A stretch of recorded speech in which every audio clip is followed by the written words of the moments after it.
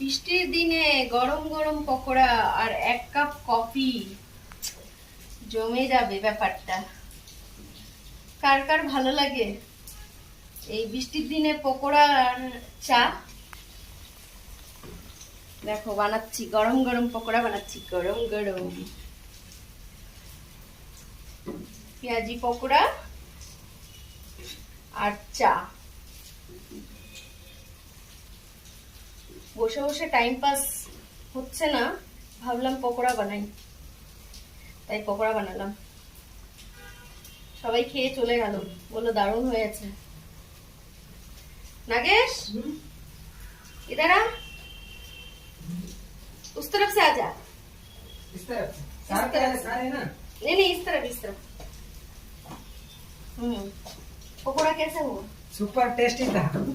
ये दो चार पीस खा लिया।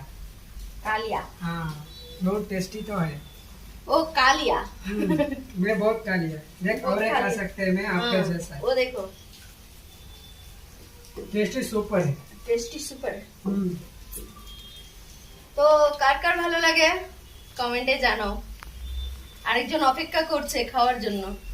আপু দিখাও, আপ দিখাও, आप पे दिखाओ। ওই যে দেখো। जरूर लाइक कर देना और शेयर कर देना। हाँ, लाइक और शेयर।